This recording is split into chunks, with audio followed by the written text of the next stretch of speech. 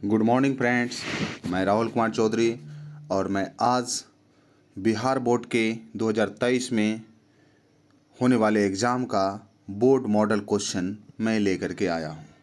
इसमें मैं आज साइंस के क्वेश्चंस के बारे में डिस्कस करने वाला हूँ। आप देख रहे होंगे सेकेंडरी स्कूल एग्जामिनेशन बोर्ड 2023 के माध्यमिक स्कूल परीक्षा 2023 के मैं साइंस यानी विज्ञान विषय को लेकर के आया हूँ। इसमें कुल प्रश्नों की संख्या आपको मिलने वाली है 80 ऑब्जेक्टिव होंगे, 24 आपको जो होंगे इसमें सब्जेक्टिव होंगे। इस तरह से टोटल आपको 110 प्रश्नों की संख्या मिलने वाली है। तो चलो हम इनमें देखते हैं कि इनमें क्या क्या है। आप लोग आशा करता हूं कि आप लोग सभी को मेरा ये वीडियो ज़रूर मिलेगा और मैं आज आप लोगों के लिए करने वाला हूं। तो इसमें आप देख सकते हैं कि आपको सीधा सीधा दे दिया गया है। तो ये जो क्वेश्चन है आपको यहाँ पे दिख रहा होगा 80 + 24 + 6 110 प्रश्नों की संख्या है। और हम जो चर्चा करने वाले हैं आज जो है ये नंबर की चर्चा करने वाले हैं और इसमें हम लोग दिखाएंगे आपको किस तरह से होते हैं। इसके लिए आपको टोटल जो मिलने वाले हैं 2 घंटे 45 मिनट मिलने वाले हैं और 2 घंटे 45 मिनट मिलेंगे। तो इस तरह से आपको आशा करता हूं कि आप लोग 2 घंटे 45 मिनट में बहुत अच्छा कर जाएंगे और ये कंपलसरी सब्जेक्ट है साइंस। तो चलिए मैं इसको स्टार्ट करता हूं। चलिए, इसमें जो निर्देश दिए हैं इसको आप ज़रूर पढ़ लें और मेरे डिस्क्रिप्शन में इसके लिंक्स दे दिए गए हैं, आप वहाँ पे ज़रूर जा कर के ले सकते हैं। तो चलिए मैं सबसे पहला क्वेश्चन देखने वाला हूँ। यहाँ पे आप देख सकते हैं सबसे पहला क्वेश्चन यहाँ पे है कि निम्नलिखित में से किसका अपवर्तनांक अधिक है। निम्नलिखित में से किसका अपवर्तनांक अधिक है। देखिए, ऑप्शन ए है हवा, ऑप्शन बी है हीरा, ऑप्शन सी है सीसा, ऑप्शन डी है जल।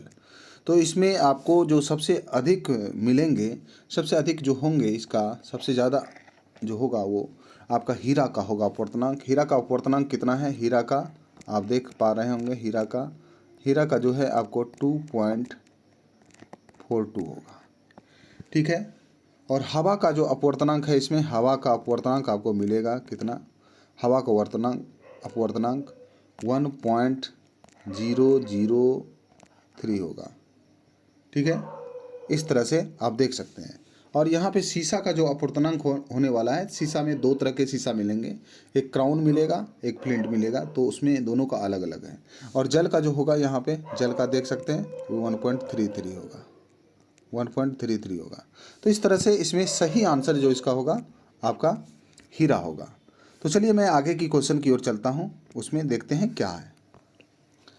अवतल दर्पण की फोकस दूरी कितनी होती है? तो अवतल दर्पण की फोकस दूरी आपको इसमें देखिए, दोनों दर्पण आपको याद रखना होगा। अवतल का जो होगा वो अवतल का, इसमें अवतल जो आपको मिलेगा देखने को, अवतल की दर्पण की फोकस दूरी जो होती है अवतल दर्पण की, ठीक है। तो ये जो होती है यहाँ पे, इसकी फोकस निगेटिव होती है, ठीक है। जबकि उत्तल दर्पण की फोकस दूरी कितने होती है? वो आपकी पॉजिटिव होती है। उत्तल दर्पण की पॉजिटिव होती है। तो इसीलिए अवतल दर्पण की फोकस दूरी, इसमें आपको ऋणात्मक आंसर लगाएंगे। इसका सही उत्तर ऋणात्मक होगा, ठीक है। तो चलिए, आशा करता हूँ कि आपको समझ में आ रहा होगा। आगे चलिए, आगे देखते हैं। किसी लेंस में मुख्य फोकस की संख्या कितनी होती है? लेंस में मुख्य फोकस की संख्या, देखिए आप लेंस देखे होंगे, लेंस में जो मुख्य फोकस की संख्या होती है वो आपको इस तरह से, यहाँ पे मैंने उत्तल लेंस बनाया और इस तरह से टोटल होती है। इसमें आपको 2 फोकस दिख रहा होगा, 2, F1 F2, ठीक है। इस तरह से आपको 2 फोकस दिख रहा है, तो निश्चित रूप से आपके लेंस में जो है 2 फोकस होगा, ठीक है। तो इसका सही उत्तर जो हो जाएगा ऑप्शन आपका, इसका सही उत्तर यहाँ पे ऑप्शन ये हो जाएगा। तो आशा करता हूँ कि आपको समझ में आ रहा होगा। आपके लेंसों में जो है फोकस 2 होते हैं, ठीक है। तो इसका सही उत्तर ऑप्शन बी हो जाएगा। आगे चलते हैं। दाढ़ी बनाने में कौन सा दर्पण उपयुक्त होता है? देखिए यहाँ पे आपको दर्पण का उपयोग आ सकता है। आप उत्तल दर्पण और अवतल दर्पण के उपयोग को निश्चित रूप से उसका तैयारी कर लें। तो आपको एक जो क्वेश्चन है वो दर्पण के उपयोग के बारे में निश्चित रूप से होगा। तो दाढ़ी बनाने के रूप में जो उपयोग किया जाता है वो अवतल दर्पण होता है। तो अवतल दर्पण आप यहाँ पे इसका सही उत्तर आप अवतल दर्पण लगाएंगे। और यहाँ पे देखिए कि दाढ़ी बनाने के लिए अवतल दर्पण का उपयोग करते हैं। आप दाढ़ी बनाते हैं तो दाढ़ी बनाने में अवतल दर्पण का उपयोग करते हैं, अवतल दर्पण का। इसमें क्या करते हैं, इसमें फोकस और पोल के बीच में ऑब्जेक्ट को रख करके, यानी कि जिसको दाढ़ी बनानी है वो फोकस और जो है पोल के बीच में रहेगा, और जिससे कि उसकी ऑब्जेक्ट का साइज जो है वर्चुअल यानी कि काल्पनिक और सीधा और सबसे बड़ा बना करके और वो बनाएगा। ठीक है। साथ में उत्तल दर्पण का उपयोग जो आप देखते हैं, उत्तल दर्पण का उपयोग साइड मिरर के रूप में करते हैं, साइड मिरर। और ये जो समतल दर्पण का उपयोग जो करते हैं ना, समतल दर्पण का उपयोग आपको ड्रेसिंग आईना, ड्रेसिंग यानी कि जो है श्रृंगार में जो है लेडीज सब साड़ी तैयार होती हैं और भी करते हैं, ड्रेसिंग आईना के रूप में इसका उपयोग होता है। ठीक है। और अवतल दर्पण का उपयोग दाढ़ी बनाने में करते हैं। तो सही उत्तर इसका जो होगा अवतल दर्पण का दाढ़ी बनाने में करते हैं। तो आपको सही उत्तर मिल रहा होगा। आगे चलते हैं नेक्स्ट क्वेश्चन। अवतल दर्पण के फोकस दूरी एवं उसकी वक्रता त्रिज्या के बीच संबंध क्या है? तो ये भी अब क्वेश्चन आपको पूछेगा, इस पे नॉमरिकल्स भी आ सकते हैं। तो अवतल दर्पण और फोकस के बीच में जो संबंध होता है, देखिए जो आपका रेडियस यानी कि ये रेडियस ऑफ कर्वेचर जो होता है इसका डबल होता है 2f, r = 2f। आपको देखिए r = 2f है, तो यहाँ पे आपको कहीं भी r = 2f नहीं मिलेगा। f = r ऐसा तो हो नहीं सकता, f = 2r ये भी नहीं हो सकता। तो यहाँ पे एक क्वेश्चन बन सकता है f = r/2, देखिए, जो कि ये आपका सही हो जाएगा, यहाँ पे ये सही हो जाएगा और ये भी आपका नहीं हो सकता है। तो यहाँ पे आपको दो ऑप्शन देखने को मिल सकता है, यही दो पॉसिबिलिटी होती है कि आपको दे सकता है। ठीक है। तो चलिए आगे चलते हैं। नेक्स्ट क्वेश्चन नंबर 6 है, निम्नलिखित में से किस लेंस को अभिसारी लेंस कहा जाता है? देखिए लेंस दो होते हैं, एक होते हैं उत्तल लेंस, एक होते हैं अवतल लेंस। आपने देखा होगा कि उत्तल लेंस जो होते हैं वो बीच में मोटे और दोनों साइड से क्या होते हैं, दोनों किनारों पे पतले होते हैं। और इसमें जो रे ऑफ लाइट आती है और ये रे ऑफ लाइट आकर के ये फोकस पे मुड़ जाती है इस तरह से, इसको क्या बोलते हैं? अभिसरित होना बोलते हैं, अभिसरित। यहाँ पे उत्तल लेंस अभिसरित कर रहा है, अभिसरित कर रहा है यानी कन्वर्ज कर रहा है। कन्वर्ज इंग्लिश में कन्वर्जिंग बोलते हैं, कन्वर्जिंग।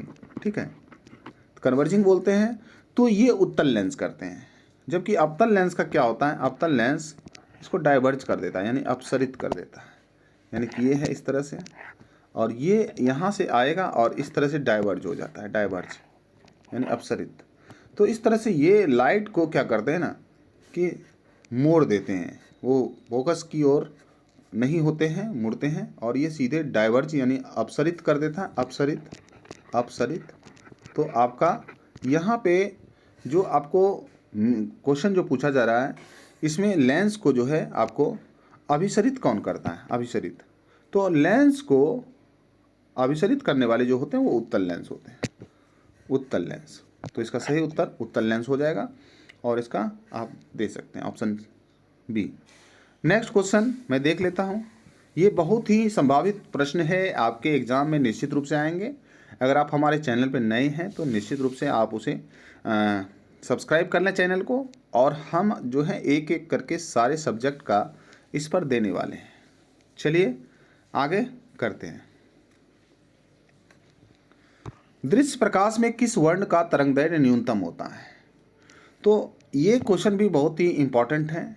आप देखे होंगे कि प्रिज्म में से जैसे ही प्रकाश की किरण को जैसे ही हम क्या करते हैं, इस तरह से प्रिज्म होता है और इसमें से ray of light, white light को हम जैसे ही भेजते हैं, वाइट लाइट क्या होता है, तो इस तरह से ये सबसे ऊपर रेड होता है, नीचे भी होता है, ठीक है, वायलेट होता है, बैगनी, लाल, लाल होता है ऊपर में, जिसका कि सबसे कम तरंग, सबसे कम झुकाव होता है लाल लाइट का, और सबसे ज़्यादा झुकाव जो होता है वो बैगनी का होता है, बैगनी का। और लाल लाइट का सबसे कम झुकाव होने के कारण इसे खतरों का सिंबल के रूप में लाल लाइट का सिंबल आप देखते होंगे। ट्रैफिक लाइट में लाल रंग की रोशनी का यूज किया जाता है क्योंकि इसका दूर से भी दिखाई देता है, लोग इसे खतरों के सिंबल के रूप में, खतरों के चिन्ह के रूप में इसका यूज करता है। तो आई होप इसमें जो सबसे न्यूनतम तरंगदैर्घ्य होगा ना, सबसे न्यूनतम, वो बैगनी रंग का होगा। तो एक फॉर्मूला भी आपको मैं बता दूं, वी ग्योर फॉर्मूला आप याद कर लेंगे। V से वॉयलेट, I से इंडिगो, B से ब्लू, G से ग्रीन, Y से येलो, O से ऑरेंज, R से रेड। इसमें देखिए तरंग दैर्घ्य इस तरह से बढ़ते हुए जाता है। वीव ग्योर याद रखेंगे, या फिर आप जिनको हिंदी से ज़्यादा है तो वो बैजानी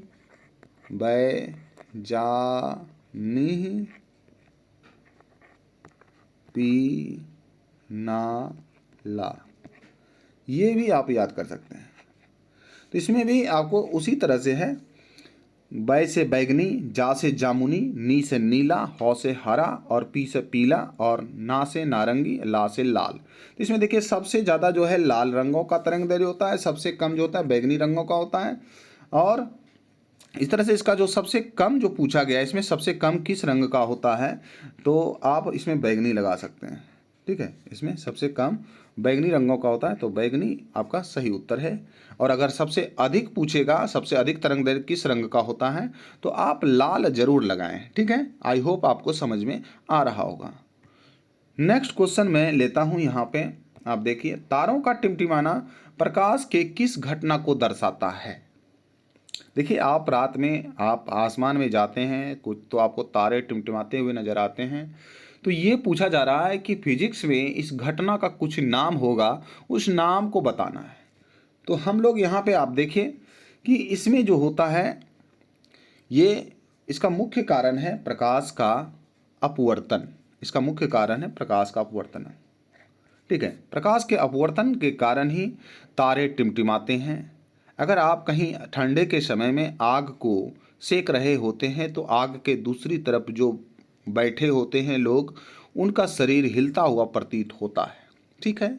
तो ये सब प्रकाश के अपवर्तन के कारण ही होता है, ठीक है। आई होप आपको समझ में आ गया होगा। प्रकाश का परावर्तन के कारण हम वस्तुओं को देख पाते हैं। अगर प्रकाश का परावर्तन नहीं होता तो हम वस्तुओं को देखने में असमर्थ हो जाते। तो इसका सही उत्तर यहाँ पर जो हो जाएगा, तारों का टिमटिमाना प्रकाश के अपवर्तन के कारण ही होता है। प्रकाश के अपवर्तन का घटना होती है जिससे तारों का टिमटिमाना होता है। चलिए आगे मैं चलता हूँ। नेक्स्ट क्वेश्चन, निम्नलिखित में से किस में प्रकाश की चाल सबसे अधिक होती है। देखिए, प्रकाश की चाल का अधिक होना उसमें जो होता है, उसका जो रिफ्रैक्टिव इंडेक्स जो होती है उसकी, उस पर डिपेंड करता है। तो सबसे कम जो प्रकाश की रिफ्रैक्टिव इंडेक्स है वो किसकी है, तो निर्वात में जो है, आपको यहाँ पे देखिए वायु में जो है कितना है, वायु का 1.0003 ये है। निर्वात में जो है इसका ये भी 1 के आसपास ही इसका होता है। और कांच में आपको मैंने बताया था कि कांच में कितना होता है। कांच में जो आपको बताया गया था वो 1.46 एंड एबव होता है।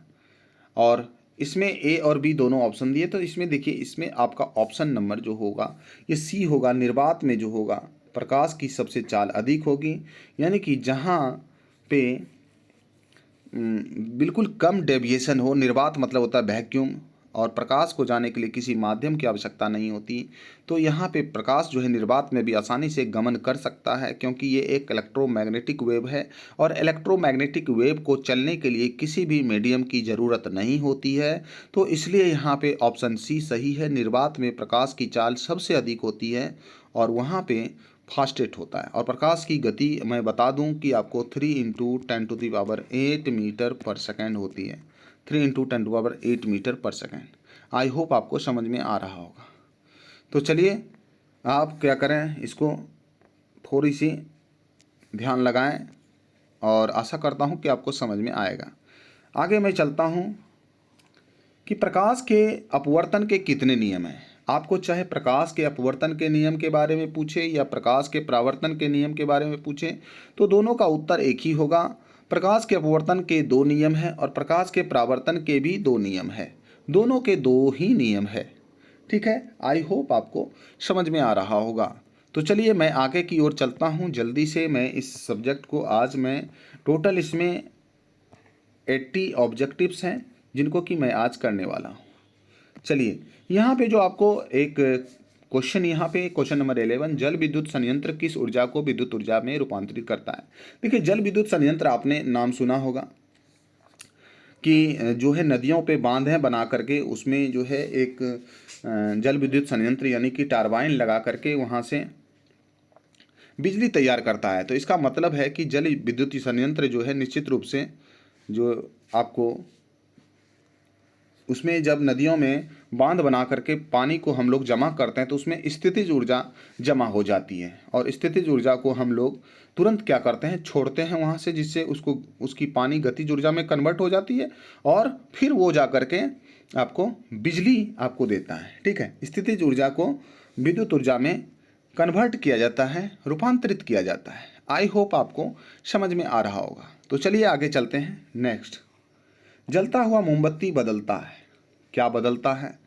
यानी कि आप अगर मोमबत्ती जलाते होंगे, आज क्रिसमस डे है और क्रिसमस डे पे लाखों लोग मोमबत्ती को लेकर के क्रिसमस के जो है वहाँ पे चर्च में गए होंगे, मोमबत्ती जलाए होंगे। आपको पता होना चाहिए कि मोमबत्ती जो जलता हुआ मोमबत्ती वो किस ऊर्जा को किस में बदलता है। ठीक है, तो इसमें आप देखें कि रासायनिक ऊर्जा को मोमबत्ती क्या करता है, रासायनिक ऊर्जा को प्रकाश ऊर्जा में बदलता है। आई होप आपको समझ में आ रहा होगा। तो चलिए मैं इसका सही उत्तर रासायनिक ऊर्जा होगा। आप लोगों ने बर्थडे भी मनाया होगा, उसमें भी मोमबत्ती का कहीं ना कहीं इस्तेमाल करते होंगे। तो आई होप आप आज से माइंड में रख लें, मोमबत्ती में जो है रासायनिक ऊर्जा को प्रकाश ऊर्जा में कन्वर्ट किया जाता है। आगे की प्रश्न को देखते हुए मैं बढ़ता हूँ यहाँ पे। चलिए, एक विद्युत सेल से धारा प्राप्त करने पर इनके सिरों के बीच विभवांतर का मान विद्युत वाहक बल की तुलना में क्या होता है। तो इसके लिए मैंने कई बार अपने इस चैनल पे वीडियो बनाया है कि जब आप किसी सेल में आप जब उसका मेजर करते हैं, उसकी बिना कोई कनेक्ट किए यहाँ पे इस तरह से, तो इसमें जो वोल्टेज का जो आपको ये जो यहाँ पे एक जो वोल्ट मीटर मैंने लगा करके चेक कर रहा है, तो इस समय ये ईएमएफ होगा। ठीक है, अगर मैं इसमें कोई आकर के कोई लोड कनेक्ट कर देता हूँ तो लोड कनेक्ट कर देने के बाद तो अब जो इसमें बताएगी, अब जो इसमें होगा लोड कनेक्ट कर देने के बाद, अब जो आपको ये वोल्ट मीटर बताएगी वो वोल्ट आपको टर्मिनल वोल्टेज बताएगा, यानी कि उसको विभवांतर बोला जाता है। तो आई होप थोड़ा सा ईएमएफ से वो जो आपका टर्मिनल वोल्टेज होगा कम हो जाएगा। तो इसका सही उत्तर ऑप्शन बी होगा। आई होप आपको समझ में आ गया होगा। नेक्स्ट मैं अगले प्रश्न की ओर चलता हूँ। यहाँ पर मैं देखता हूँ कि क्या है। प्रतिरोध का मान बढ़ाने के लिए प्रतिरोधकों को जोड़ा जाना चाहिए। देखिए, प्रतिरोधकों को आपने देखा होगा कि किताब में पढ़ा होगा, प्रतिरोधकों को हम दो क्रम में जोड़ सकते हैं। एक श्रेणी क्रम में एक बार जोड़ सकते हैं, एक विधि है श्रेणी क्रम में जोड़ने पर, दूसरी विधि है समांतर क्रम में जोड़ने पर। देखिए, समांतर क्रम में अगर हम जोड़ते हैं तो क्या होता है कि इसमें जो आपका प्रतिरोधक जो आप जोड़ते हैं समांतर क्रम में, उसका जुड़ने के बाद उसका जो समतुल्य प्रतिरोध होता है वो कम हो जाता है, कम। ठीक है, अगर हम कहीं श्रेणी क्रम में जोड़ते हैं ना, तो उसका मान बढ़ जाता है, इसका मान यहाँ अधिक होता है। तो निश्चित रूप से इसका सही उत्तर जो होगा वो आपका श्रेणी क्रम में अगर आप प्रतिरोधकों को जोड़ते हैं उसका मान बढ़ जाता है। तो इसका सही उत्तर ऑप्शन बी होगा।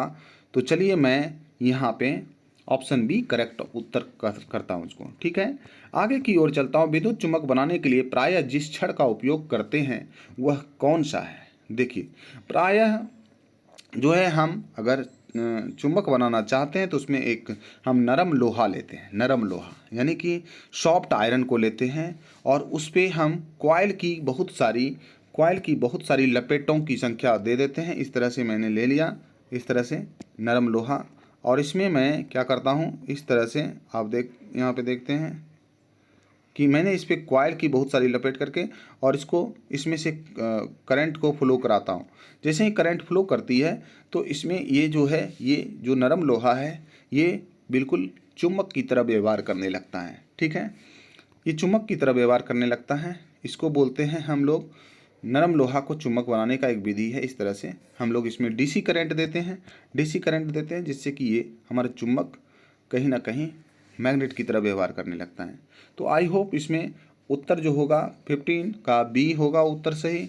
इसमें विद्युत चुम्बक बनाने के लिए हम नरम लोहे के छड़ का उपयोग करते हैं। आई होप आपको समझ में आ गया होगा। आगे की ओर चलते हैं हम। उच्चतर ताप पर कौन सी प्रक्रिया पूरी की जाती है? देखिए, आपने सुना होगा कि नाभिकीय संलयन और नाभिकीय विखंडन के बारे में, दोनों ही क्रियाएं काफ़ी उच्च ताप पर होती है। ठीक है, तो नाभिकीय विखंडन जो होता है, आपको यहाँ पे जो है नाभिकीय रिएक्टर, जो न्यूक्लियर रिएक्टर आपने भाभा इंस्टीट्यूट के बारे में सुना होगा, वहाँ पे भी। और दूसरा नाभिकीय संलयन की क्रिया हमारे सूर्य में जिस विधि से ऊर्जा उत्पन्न की जाती है वो है नाभिकीय संलयन।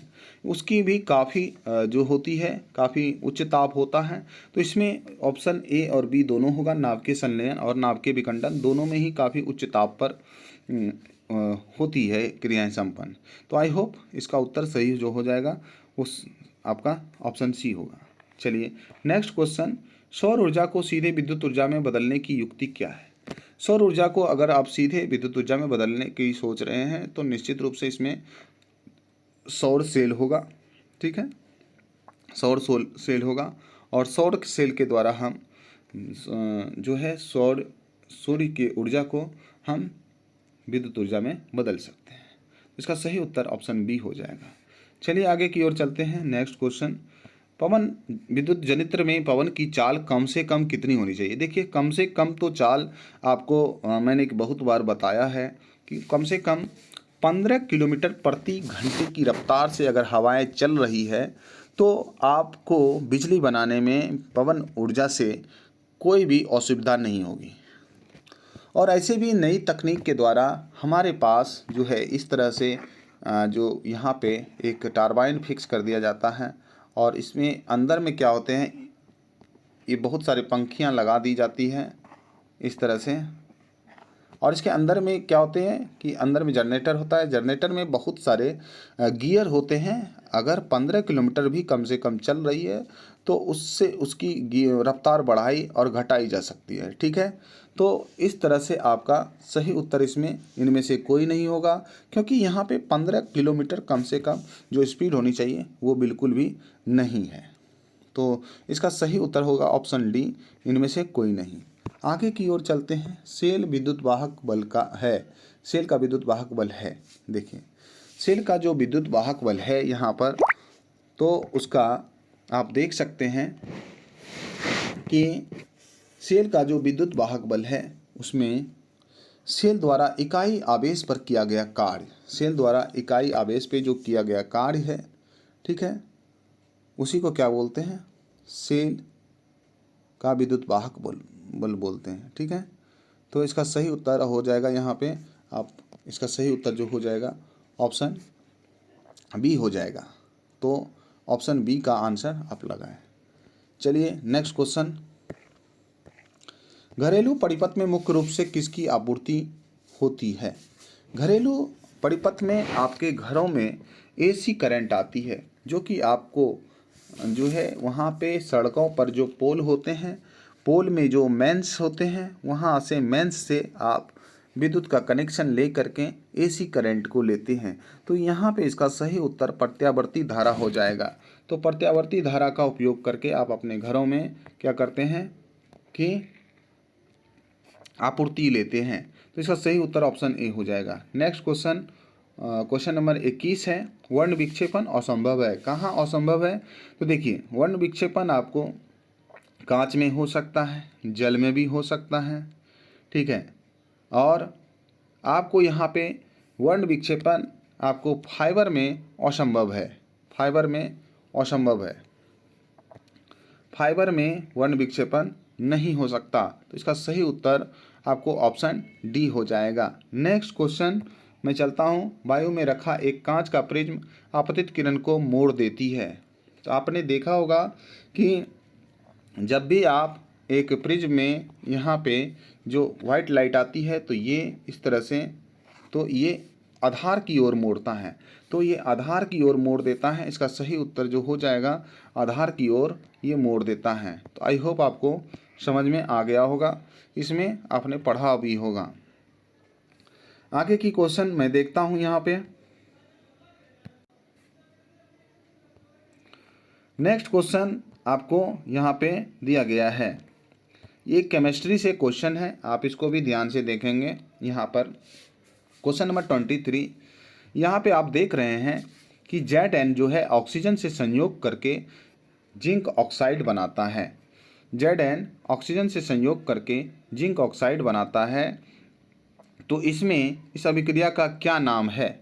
तो यहाँ पे आप देखें, इस अभिक्रिया का नाम यहाँ पे आपका जो हो जाएगा उपचयन अभिक्रिया होगा, ठीक है, उपचयन अभिक्रिया होगा। यहाँ ऑक्सीजन से संयोग हो रहा है, अगर कोई भी आपका ऑक्सीजन से संयोग करता है तो उसको उपचयन बोलते हैं, अगर ऑक्सीजन उससे अलग हो रहा है तो उसको अपचयन बोलते हैं। तो निश्चित रूप से यहाँ पे ऑप्शन डी सही होगा, ऑक्सीडेशन रिएक्शन है ये। यहाँ पे ये Zn ऑक्सीजन से संयोग करके जिंक ऑक्साइड बना रहा है। आई होप आपको समझ में आ गया होगा।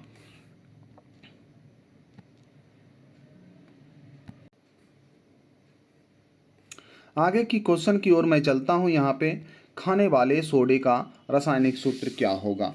खाने वाले सोडे का रासायनिक सूत्र क्या होगा?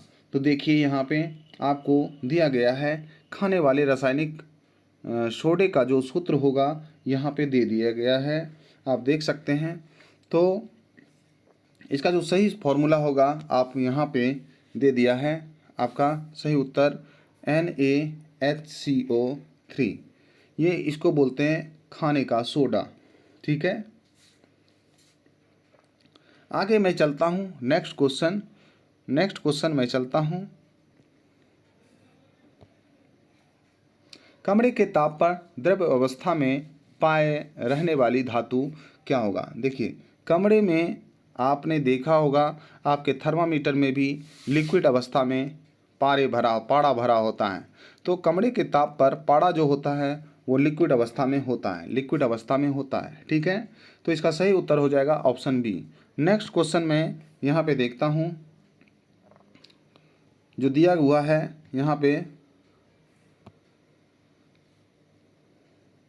आवर्त सारणी के शून्य समूह का तत्व कौन कौन है? देखिए, आवर्त सारणी में जो शून्य समूह के जो तत्व हैं वो है हमारा हीलियम, हमारा है नियॉन, उसके बाद आर्गन।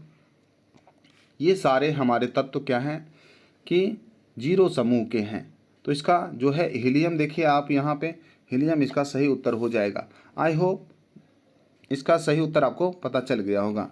नेक्स्ट क्वेश्चन में, सोडियम कार्बोनेट के जलीय विलयन में मैथिल ऑरेंज का विलयन मिलाने पर क्या होगा?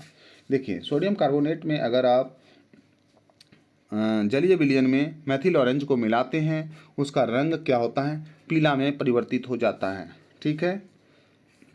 किसमें हो जाता है? पीला में परिवर्तित हो जाता है। तो इसका सही उत्तर ऑप्शन ए हो जाएगा, पीला।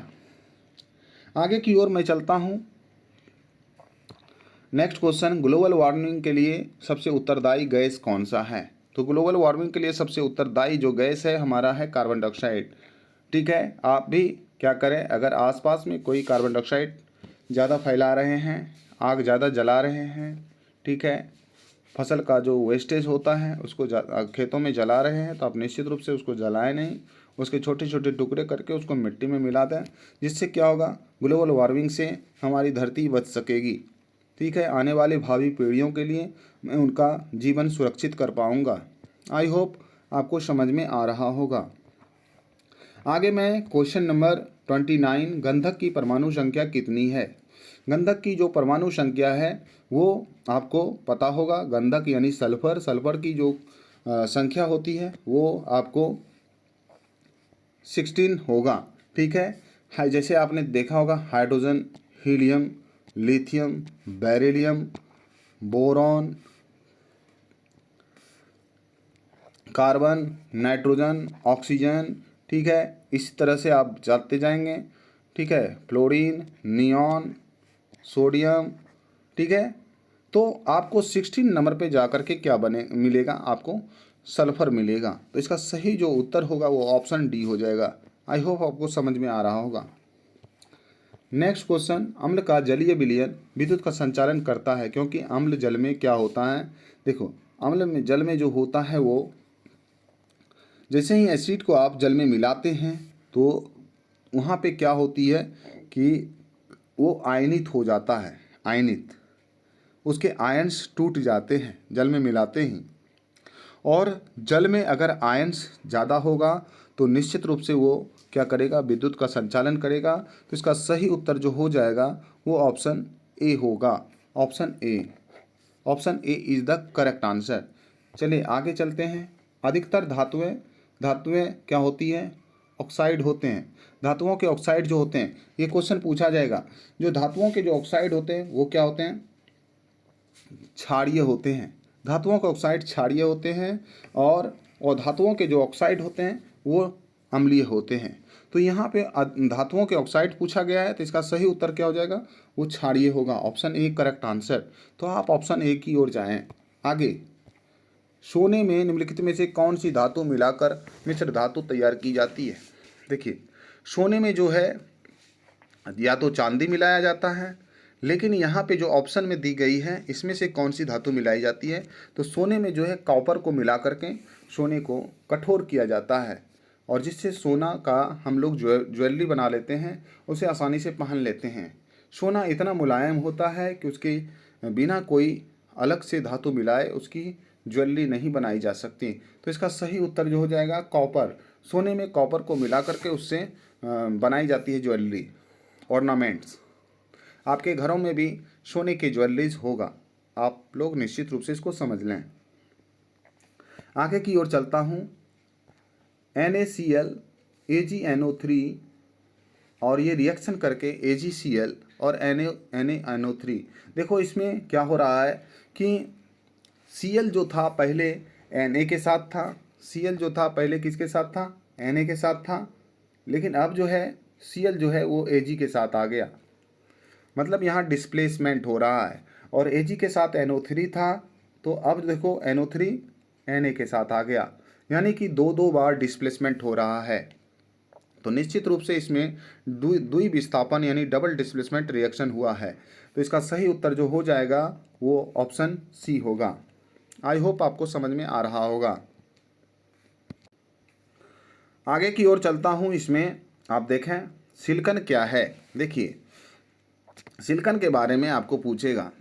देखिए, हमारे पीरियोडिक टेबल में या तो धातुएं होती है, अधातुएं होती है, और कुछ जो होता है उपधातुएं भी होती है। उपधातुओं को बोलते हैं मेटलॉइड। ठीक है, सेमीकंडक्टर, या आधा कंडक्टर की तरह करता है काम, आधा इंसुलेटर की तरह करता है। तो यहाँ पे ऐसे भी कुछ दिया हुआ है। तो सिलिकॉन जो है, सिलिकॉन और जर्मेनियम, ये दोनों ये उपधातु है। क्या है, उपधातु है। तो इसका सही उत्तर जो हो जाएगा वो उपधातु।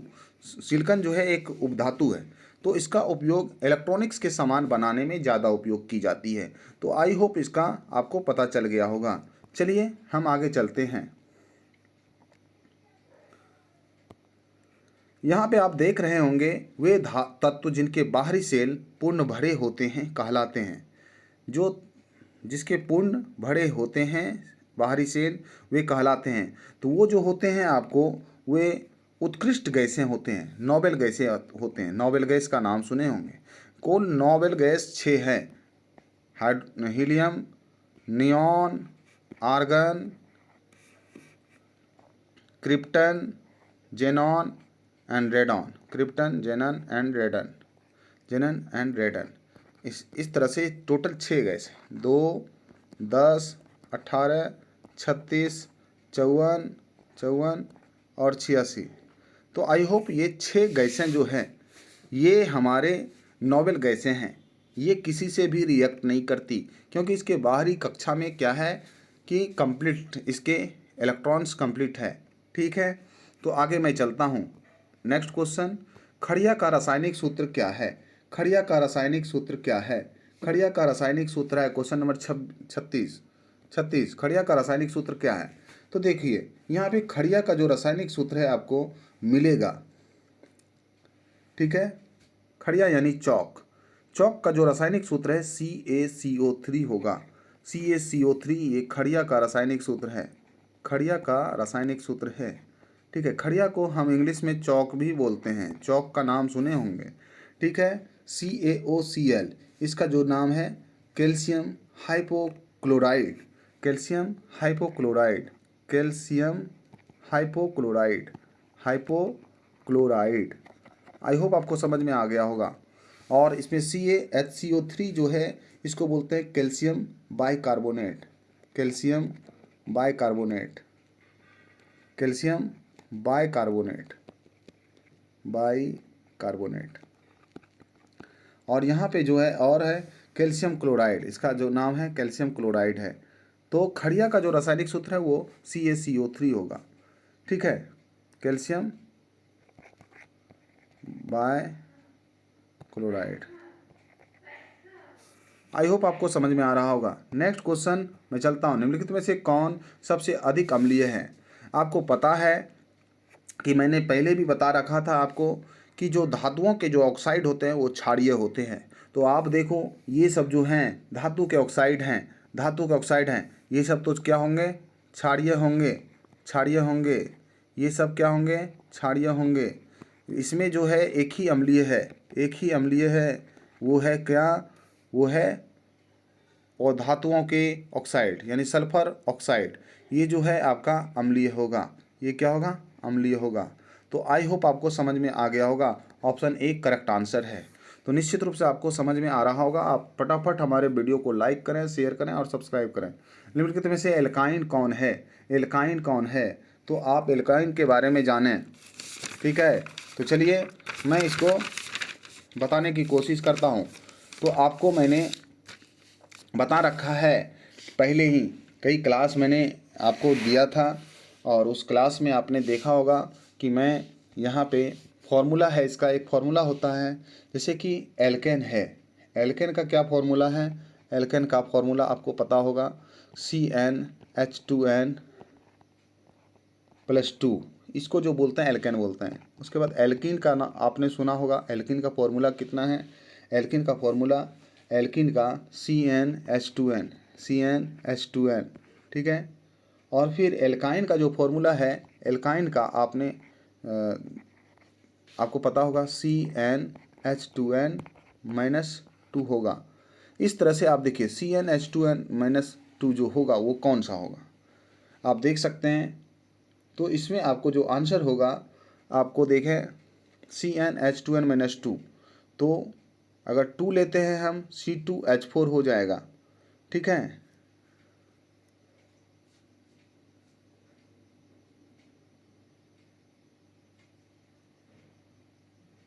तो यहाँ पे जो होगा आपका एल्काइन का जो फॉर्मूला होगा CnH2n-2। ठीक है, तो यहाँ पे आपका सही उत्तर हो जाएगा ये। ठीक है, यहाँ पे कार्बन 2 है और इस तरह से आपका सही उत्तर हो जाएगा। नेक्स्ट क्वेश्चन, इसका जो IUPAC नेम क्या है? इसका IUPAC नेम क्या है? इसका IUPAC नेम आप लिखने के लिए सीखेंगे। इसको जो अभी बोलते हैं हम लोग मेथॉक्सी एथेन बोलते हैं। मेथॉक्सी एथेन है इसका नाम, मेथॉक्सी एथेन। CH3O C2H5। ठीक है, चलिए आगे मैं चलता हूँ। नेक्स्ट क्वेश्चन, निम्नलिखित में से कौन यौगिक ईंधन के रूप में इस्तेमाल किए जाते हैं? देखिए इसमें जो ऑप्शन है प्रोपेनॉल, एथेनोइक अम्ल, एथेनॉल, इनमें से सभी। ठीक है, आगे मैं नेक्स्ट क्वेश्चन की ओर चलता हूँ। निम्नलिखित में से कौन यौगिक ईंधन के रूप में इस्तेमाल किए जाते हैं? तो इसमें देखिए आपको प्रोपेनॉल है। प्रोपेनॉल का यूज जो किया जाता है हृदय गति को धीमा करने के लिए किया जाता है प्रोपेनॉल को। ठीक है, हृदय गति को धीमा करने के लिए किया जाता है हृदय, ठीक है, हृदय गति को धीमा करने के लिए, गति को धीमा करने के लिए, हृदय गति धीमा करने में होता है यूज। और एथेनोइक अम्ल को जो है सिरका या अचार बनाने में यूज किया जाता है, सिरका या अचार बनाने में यूज किया जाता है, अचार बनाने में।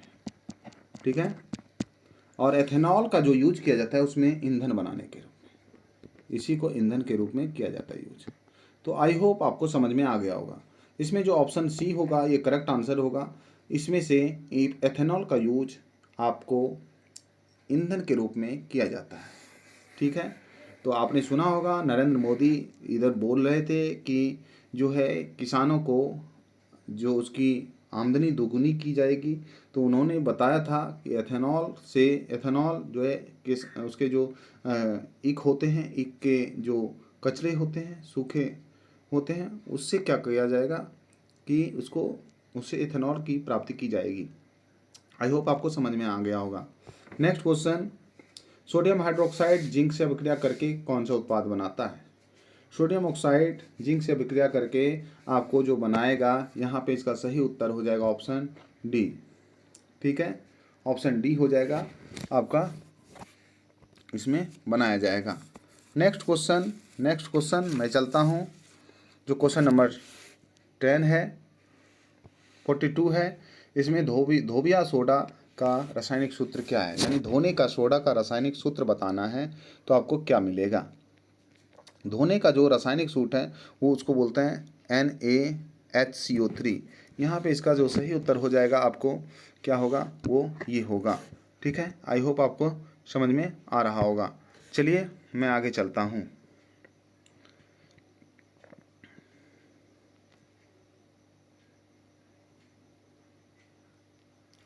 नेक्स्ट क्वेश्चन, अम्लराज में सांद्र HNO3 और सांद्र HCl का अनुपात कितना होगा? अम्लराज में जो होता है वो कितना होगा? तो यहाँ पे इसका सही उत्तर जो हो जाएगा 1:3। ठीक है, अम्लराज में सांद्र HNO3 जो होते हैं वो 1 होते हैं, 1 अनुपात में होते हैं। ये जो होता है 3 अनुपात में होता है, जिससे कि 1:3 का ही हो जाता है। आगे मैं चलता हूँ। नेक्स्ट, किसी अभिक्रिया में भाग लेने वाले पदार्थ क्या कहलाते हैं? तो देखिए, अगर कोई भी अभिक्रिया हो रही है, उसमें अभिक्रिया में भाग लेने वाले जो पदार्थ होते हैं उसको हम बोलते हैं अभिकारक। ठीक है, उसको क्या बोलते हैं? अभिकारक बोलते हैं। तो इसका सही उत्तर ये होगा ऑप्शन बी। नेक्स्ट, निम्नलिखित में से कौन अम्लीय ऑक्साइड है? देखिए इसमें फिर पूछा जा रहा है, इसका सही उत्तर आपको जो होगा ये ऑप्शन डी होगा, ऑप्शन डी होगा। चलिए मैं आगे चलता हूँ। अब नेक्स्ट क्वेश्चन, निम्नलिखित में से कौन सा पदार्थ का जलीय घोल लाल लिटमस पत्र को नीला कर देता है? देखिए आपको जो मिलेगा यहाँ पे, एक अम्ल को आप चेक करते हैं, एक आपको क्षार को चेक करते हैं। ठीक है, अम्ल क्या करता है? नीले लिटमस को लाल कर देता है, लेकिन लाल लिटमस को लाल ही करता है, उसमें कोई परिवर्तन नहीं करता है। तो इसमें आप देख पा रहे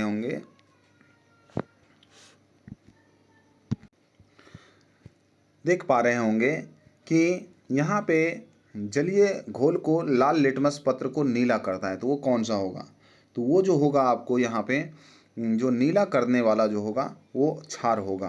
क्षार यानी क्षार जो करता है वो लाल लिटमस को नीला कर देता है और नीले को कोई भी परिवर्तन नहीं करता। तो इसका मतलब यहाँ क्षार जो होगा इसका सही उत्तर होगा, इसका सही उत्तर क्षार होगा।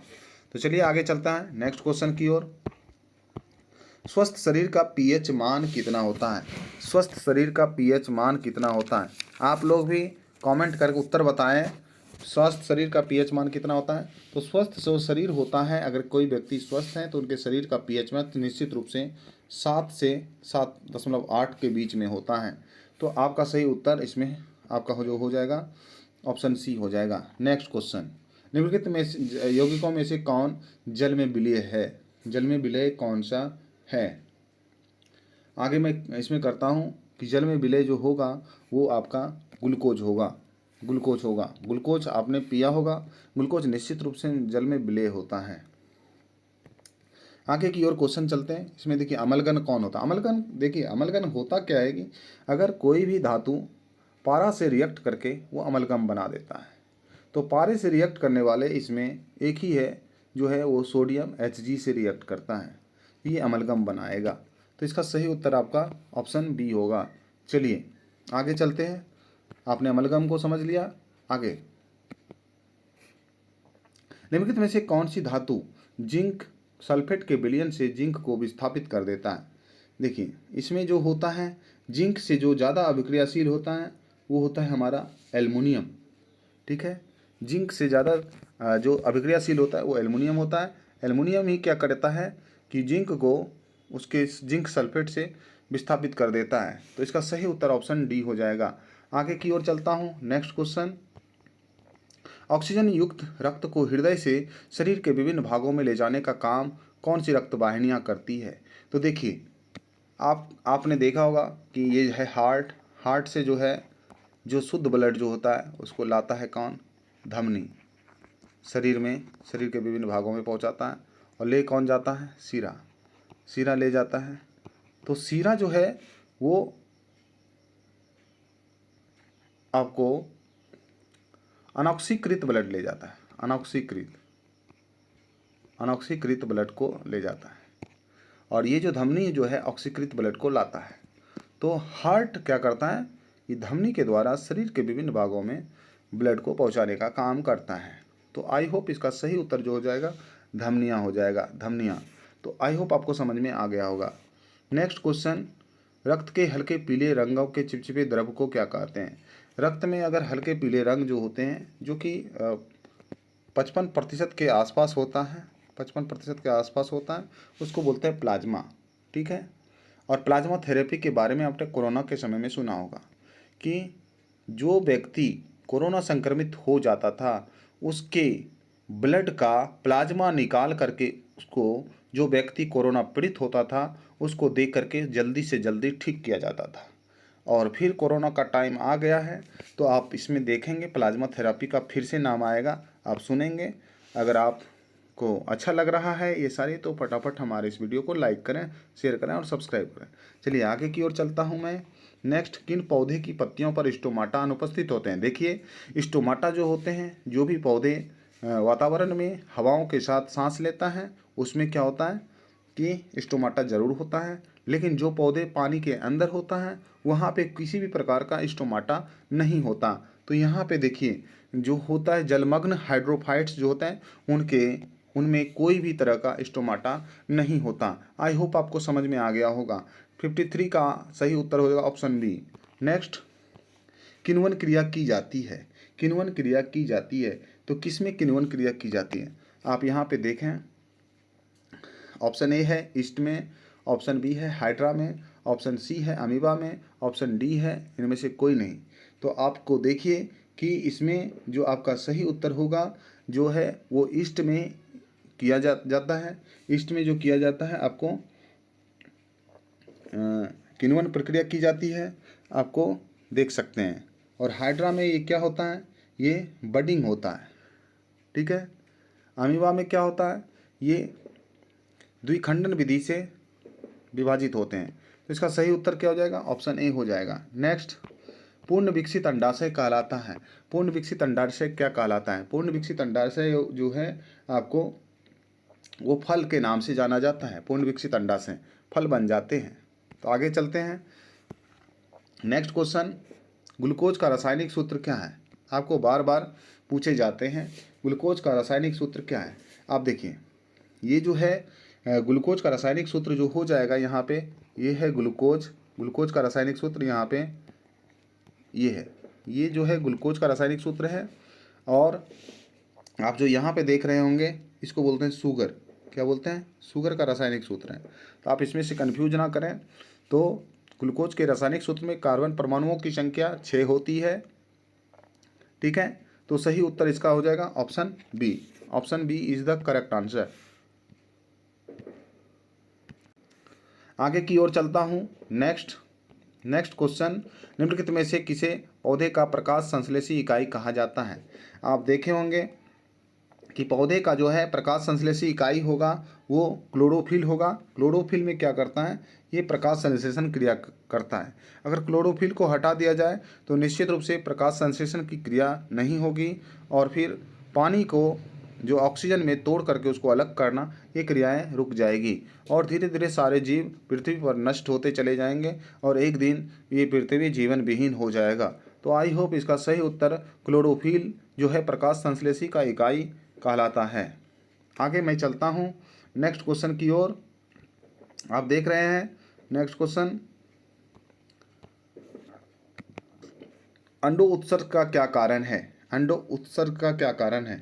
देखो, ये यहाँ पे आप देखते हैं कि आपने पढ़ा होगा कि LH जो है वो अंडोत्सर्ग का कारण बनता है। LH जो है पीयूष ग्रंथि यानी कि प्यूटिटरी ग्लैंड से के अग्रपिंड द्वारा स्रावित होता है, और जब यह हार्मोन LH हार्मोन की मात्रा बढ़ जाती है तो ये ग्राफियन पुष्टि से अंडे टूटकर फटकर जो है बाहर निकल आते हैं। जो अंडे क्या होते हैं, स्पर्म से रिएक्ट करके उससे जाइगोट का निर्माण करता है। तो आई होप आपको समझ में आ रहा होगा। तो LH के कारण अंडोत्सर्ग का कारण जो है LH का ज़्यादा सिक्रेशन होना है। LH एक तरह का ग्लैंड्स के द्वारा सिक्रेशन है। ठीक है, तो ये इसका सही उत्तर ये हो जाएगा। आगे मैं चलता हूँ। निम्नलिखित में से जीवों में किसमें अलैंगिक जनन होता है? देखिए यहाँ पे जो ऑप्शन है, A लेशमेनिया, B paramecium, C east और D अमीबा। इसमें देखिए जो आपको मिलेगा अलैंगिक जनन द्विखंडन द्वारा नहीं होता। इसमें किसका नहीं होता? तो आप निश्चित रूप से देख सकते हैं कि अमीबा का जो है वो द्विखंडन विधि द्वारा होता है और पैरामीशियम का भी द्विखंडन विधि द्वारा होता है। इसमें जो होता है ईस्ट जो होता है, ईस्ट का द्विखंडन यहाँ पे जनन द्विखंडन द्वारा नहीं होता है, ये बडिंग द्वारा होता है। क्या होता है? बडिंग द्वारा इसका होता है, बडिंग द्वारा। तो आपको समझ में आ गया होगा। नेक्स्ट क्वेश्चन मैं करता हूँ। प्रकृति में ऑक्सीजन का संतुलन कैसे बना रहता है? प्रकृति में जो ऑक्सीजन का संतुलन होता है वो प्रकाश संश्लेषण के द्वारा होते हैं। हरे पौधे क्या करते हैं? वो प्रकाश संश्लेषण करते हैं। हरे पौधे, जितने भी हरे पौधे हैं, हरे पौधे ये सूर्य के प्रकाश की उपस्थिति में प्रकाश संश्लेषण करते हैं। ये सूर्य की प्रकाश और वातावरण से कार्बन डाइऑक्साइड लेकर के प्रकाश संश्लेषण करते हैं, जिससे हमारे यहाँ जो है ऑक्सीजन का संतुलन बना रहता है। तो प्रकाश संश्लेषण के द्वारा इसका सही उत्तर होगा। आगे की ओर मैं चलता हूँ। भोजन के पाचन में निम्नलिखित में किस रस की भूमिका होती है? भोजन के पाचन में यहाँ पे आप देख पा रहे होंगे, भोजन के पाचन में आपको जो है ये सभी रस आपको काम आएंगे। ये सभी रस, जितने भी रस है इसमें दिए हुए, पित्त रस है, अग्नाशय रस है, आंत्र रस है, ये सारे रस इसमें आएंगे। तो इसका सही उत्तर ऑप्शन डी हो जाएगा। Option D is the correct answer. पित्त रस जो होता है, बाइल जूस, आपको लीवर से निकलता है। पैनक्रिएटिव जूस पैनक्रियाज से निकलता है। इंटेस्टाइनल जूस इंटेस्टाइनल ग्लैंड से निकलता है। इस तरह से ये सारे जो है हमारे डाइजेशन में मुख्य भूमिका निभाती है। इसका सही उत्तर हो जाएगा ऑप्शन डी। आगे मैं चलता हूँ। ट्रिप्सिन नामक एंजाइम पाया जाता है। ट्रिप्सिन नामक एंजाइम पाया जाता है। Question number 62। ट्रिप्सिन जो होता है ये अग्नाशय से निकलता है। अग्नाशय से निकलने वाला आपका एक जूस है, ठीक है, जो कि आपको, ठीक है, वो मिलता है। ये हमारे ट्रिप्सिन क्या करता है कि इंसुलिन और ग्लाइकोजन को यहाँ पे डाइजेस्ट करता है, ठीक है। इसका सही उत्तर आपका हो जाएगा ऑप्शन बी। नेक्स्ट मैं चलता हूँ, नेक्स्ट क्वेश्चन, आहार नाल का सबसे लंबा भाग क्या होता है। देखिए आहार नाल में क्या होता है, सबसे लंबा जो होता है वो छोटी आंत होती है। इसकी करीब लंबाई 7 से 7.5 मीटर की होती है। पूरे आहार नाल में सबसे लंबा छोटी आंत होता है, ठीक है। तो इसका सही उत्तर हो जाएगा ऑप्शन बी। आगे मैं चलता हूँ, नेक्स्ट क्वेश्चन, मनुष्य में पाचन क्रिया का आरंभ कहाँ से होता है। देखो मनुष्य में जो पाचन की क्रियाएं होती है वो मुख के गुहा से ही स्टार्ट हो जाता है। हम यहीं भोजन को चबा चबा करके उसमें अपने सैलिवा यानी कि लार को मिला देते हैं, और लार में बहुत सारी पाचन रस होता है जो उसको पूरी तरह से भोजन को पचाने का काम शुरू हो जाता है। और इसके बाद फूड पाइप में पाचन की कोई भी क्रिया नहीं होती है। फिर जाकर के ये पेट में यानी कि स्टोमक में क्या होता है, वहाँ पे 2 से 3 घंटे भोजन का वहाँ रुकता है, और भोजन वहाँ रुकने के बाद 3 घंटे तक लगातार उसकी चर्निंग प्रोसेस होती है, और फिर वो फाइनली छोटी आंत को भेज दिया जाता है। छोटी आंत में भी 2 से 3 घंटे तक भोजन रुकती है, और उसके बाद ये भोजन बड़ी आंत में चला जाता है, और छोटी आंत से हम लोग ऊर्जा का अवशोषण कर लेते हैं। इसका सही उत्तर जो हो जाएगा ऑप्शन बी हो जाएगा। आगे 65 नंबर क्वेश्चन, निम्नलिखित में से कौन वसा के पाचन में सहायक होता है। निम्नलिखित में से कौन वसा के पाचन में सहायक होता है। तो आप इसको निश्चित रूप से देखें, क्या होगा इसका आंसर। निम्नलिखित में से कौन वसा के पाचन में सहायक होता है। तो आप इसमें लाइपेज जो है, लाइपेज वसा के पाचन में सहायक होता है, लाइपेज, ठीक है। लाइपेज जो होता है वो वसा के पाचन में सहायक होता है। नेक्स्ट क्वेश्चन, ग्लाइकोलिसिस क्रियाएं संपन्न होती है। तो ग्लाइकोलिसिस क्रियाएं जो होती है वो आपको कोशिका द्रव्य में होती है, कोशिका द्रव्य में संपन्न होती है। इसका सही उत्तर ऑप्शन बी हो जाएगा। आगे नेक्स्ट क्वेश्चन, ओजोन परत जो होता है ये हमारे किस प्रकार से मदद करता है। जो ओजोन परत होती है वो हमें हानिकारक किरणों से बचाती है, हानिकारक किरणों से बचाती है। इसका जो सही उत्तर है ये होगा। अगर सूर्य से आने वाली हानिकारक किरणें पृथ्वी पर आ जाए तो सभी मनुष्यों को कहीं ना कहीं स्किन कैंसर हो जाएगा, ठीक है। तो हमें ये हानिकारक किरणों से क्या करती है, बचाती है। मैं आगे आगे प्रश्नों की ओर चलता हूँ। निम्नलिखित में से कौन फूल में नर जनन प्रजनन अंग है, ठीक है।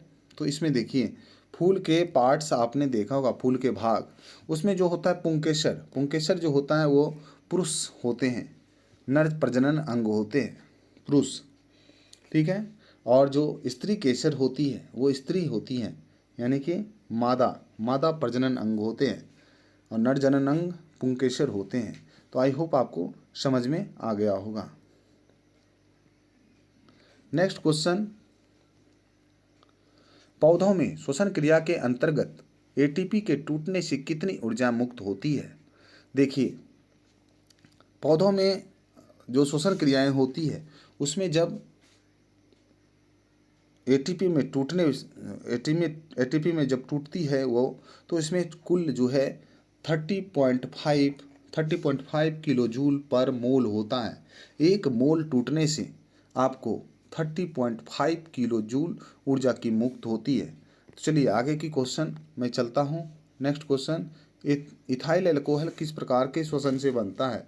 देखिए इथाइल अल्कोहल जो होते हैं वो अवायवीय जीव करते हैं। अवायवीय जीव वो जीव होते हैं जो ऑक्सीजन से सांस नहीं लेते, वो ऑक्सीजन की अनुपस्थिति में ही अपनी श्वसन क्रिया संपन्न करती है, जिसके फलस्वरूप वहाँ पे इथाइल अल्कोहल का जन्म होता है, ठीक है। तो इसका सही उत्तर जो हो जाएगा ऑप्शन बी हो जाएगा।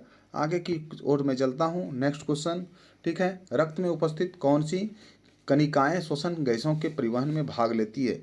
तो रक्त में जो उपस्थित है होते हैं यहाँ पे कई कणिकाएं होती है, लाल रक्त कणिकाएं होती है, श्वेत रक्त कणिकाएं होती हैं। तो यहाँ पे जो श्वसन गैसों का जो परिवहन करती है वो लाल रक्त कोशिकाएं करती है, लाल रक्त कोशिकाएं करती है। तो सही उत्तर इसका हो जाएगा ऑप्शन ए। नेक्स्ट क्वेश्चन, पौधे अपशिष्ट जमा कहाँ करते हैं? ठीक है, तो चलिए मैं इसको देखता हूँ। पौधे जो अपशिष्ट करते हैं जमा, वो इन सभी भागों में जमा करते हैं, पौधे के इन सभी भागों में जमा होता है। पौधे अपने अपशिष्टों को पत्तियों में जमा करके उसे गिरा देते हैं, छाल में भी जमा करके उसके छोड़ देते हैं, और कोशिका रिक्तकाओं में भी इन अपशिष्ट पदार्थों का जमा कर लेते हैं। तो इसलिए इसका सही उत्तर जो हो जाएगा ऑप्शन डी हो जाएगा। तो चलिए आगे की ओर चलते हैं। मनुष्य की आहार नाल का कौन सा भाग किसी एंजाइम को स्रावित नहीं करते? देखिए यहाँ पे जो मनुष्य हैं और उनकी जो आहार नाल होती हैं, आहार नाल जिसमें कि कुछ भी उसमें कुछ नहीं होता है, तो क्या होता है? तो यहाँ पे ग्रास नली जो है, यहाँ पे किसी भी प्रकार का जो है एंजाइम नहीं होता है ग्रास नली में। जबकि आपके मुंह में लार होते हैं, आमाशय में आपको बहुत सारे के गैस्ट्रिक ग्लैंड्स होते हैं। तो वहाँ यहाँ पे ग्रास नलियों में किसी भी प्रकार का कोई भी एंजाइम्स नहीं होता। इसका सही उत्तर ऑप्शन बी होगा। आगे, मूत्र की सांद्रता किसकी उपस्थिति पर निर्भर करता है? देखिए आपके मूत्र में कितने सांद्रण हैं, इसकी निर्भरता जो होती है वो एडीएच पे होती है, एडीएच पे। ठीक है, एडीएच पे होती है। तो इसका सही उत्तर आप एडीएच होगा। ठीक है, ऑप्शन बी होगा। चलिए आगे की ओर क्वेश्चन चलता हूँ। कौन सा हार्मोन पौधे की वृद्धि में संबंधित नहीं है? देखिए इसमें जो पौधों की वृद्धि में सहायक जो होते हैं वो सहायक नहीं होते हैं। एब्सिसिक अम्ल ये सब का विरोध करता है। तो क्या क्या चीज़ का विरोध करता है तो इसमें देख सकते हैं। ठीक है, एब्सिसिक अम्ल जो है वो विरोध करता है पौधे की वृद्धि को, फल की वृद्धि को, और भी जो जड़ को, इसको भी ये कहीं ना कहीं विरोध करता है। ठीक है, और जैसे ऑक्सिन, जिब्रेलिन और साइटोकिनिन्स ये सब जो है पौधे की वृद्धि को सहायक होते हैं, लेकिन एब्सिसिक अम्ल जो है ये पौधे की वृद्धि को का विरोध करते हैं। नेक्स्ट क्वेश्चन, मानव हृदय किस तंत्र का भाग है? आपने देखा होगा मानव हृदय जो होता है वो जो होता है सर्कुलेटरी सिस्टम यानी कि परिवहन तंत्र का भाग होता है, परिवहन तंत्र का। इसका सही उत्तर जो हो जाएगा वो आपका ऑप्शन डी हो जाएगा।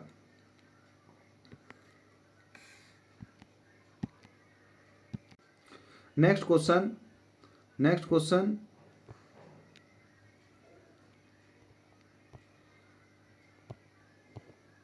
जीव विज्ञान की वह शाखा जो गुणों के वंशानुक्रम के अध्ययन को से संबंधित है। देखिए जीव विज्ञान में आपके अनुवांशिकों के द्वारा क्या क्या आ सकते हैं, यानी कि आपके जो एंसेस्टर्स हैं उनसे आपके बॉडी में आपके अंदर क्या क्या गुण आए हैं, ये अनुवांशिकी में ही बताया जाता है। अनुवांशिकी, इसका सही उत्तर अनुवांशिकी हुआ। जेनेटिक्स विज्ञान में आपको बताया जाएगा। चलिए आगे चलते हैं। नेक्स्ट क्वेश्चन, श्वसन क्रिया में निम्नलिखित में से किस गैस का ग्रहण किया जाता है? तो श्वसन क्रिया में जो गैसों का ग्रहण करना होता है वो निश्चित रूप से ऑक्सीजन लेते हैं, और छोड़ते क्या है, इसको छोड़ते क्या है, कार्बन डाइऑक्साइड। चलिए आगे क्वेश्चन देखते हैं। ग्लूकोज में कार्बन के कितने परमाणु होते हैं? ग्लूकोज में कार्बन के कितने परमाणु होते हैं? तो ग्लूकोज का सबसे पहले फॉर्मूला देख लीजिए। ग्लूकोज का जो फॉर्मूला होता है C6H12 और O6 होता है। तो निश्चित रूप से इसमें कार्बन की परमाणुओं की संख्या जो होती है वो 6 होती है। इसका सही उत्तर ऑप्शन बी हो जाएगा। चलिए आगे लास्ट क्वेश्चन है, और इसमें देखिए क्या है दिया हुआ। मस्तिष्क में अनैच्छिक क्रियाएं, ठीक है, मस्तिष्क में जो अनैच्छिक क्रियाएं होती हैं उसका नियंत्रण कौन करता है? तो उसका नियंत्रण जो करता है मेडुला करता है, मेडुला यानी कि मेडुला करता है। तो इसका सही उत्तर जो हो जाएगा medulla, option A is the correct answer. तो ये थे हमारे साइंस के जो है 80 प्रश्न थे। 80 प्रश्न में निश्चित रूप से यहाँ से संभावित प्रश्न पूछे जा सकते हैं। और ये जो है आपको बिहार बोर्ड के मॉडल प्रश्न पत्र हैं और यहाँ से आपको निश्चित रूप से, और इनको बिहार बोर्ड के द्वारा भी बताया गया है कि इसी में से आपको अधिकतर प्रश्न देखने को मिल सकता है। तो अगर आप हमारे चैनल पर नए हैं तो हमारे चैनल को सब्सक्राइब कर लें। आप सभी का जो है एग्ज़ाम होने वाला है, तो आप लोग हमारे इस चैनल को कर लें। तो मैं इस पे सभी प्रश्न पत्रों को लेकर के आऊँगा जो कि बिहार बोर्ड ने निकाली हुई है मॉडल पत्र, तो मैं उसको लेकर के ज़रूर आने वाला हूँ।